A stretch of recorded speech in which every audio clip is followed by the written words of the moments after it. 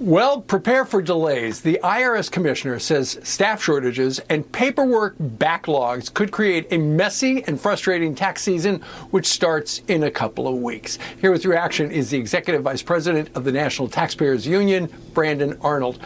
Brandon, good morning to you. So the IRS is saying things are going to be sluggish. Things have always been sluggish over the last 10 years with the IRS because they got broken printers. And how often does anybody ever pick up the phone there? Yeah, it's a complete and total mess there. You talk about broken printers.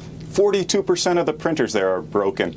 People can't get somebody on the phone to answer their basic tax questions. Only 10% of the calls are actually responded to during peak season at the IRS. It's a complete and total mess. And heading into this tax season, we know it's going to be more complicated because of the economic impact payments, because of the child tax credits that were paid out on a monthly basis.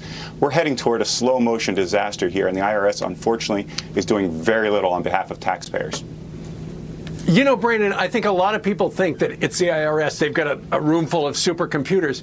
In reality, according to you, they've got a lot of IT, information technology, from the 1960s. I mean, I got more computer power in my phone than they do on some of their mainframes. It's unbelievable. And this isn't according to just me. This is according to the National Taxpayers Advocate, who says this is an absolute priority for the IRS to modernize its systems. It has technology rooted in the 1960s. It has some systems within the agency that can't communicate with other systems. They're heavily reliant on paper. They can't even automatically scan tax returns to get them into the system. They have to do that by hand. It's incredibly time-intensive, labor-intensive, takes forever, to the detriment of taxpayers, of course.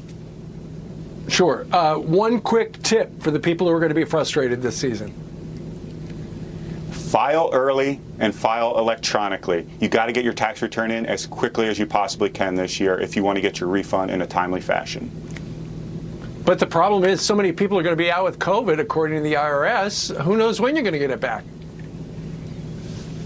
That's a fair question. There are people from last year, from the 2021 filing season, that have not gotten their tax refund yet, and here we are in early 2022. So there's no perfect way to get around the fact that the IRS is just not doing its job efficiently. You can just do what you can, which is file early and try to get those tax returns in electronically. Let's see what happens. All right, Brandon Arnold, sir, thank you very much.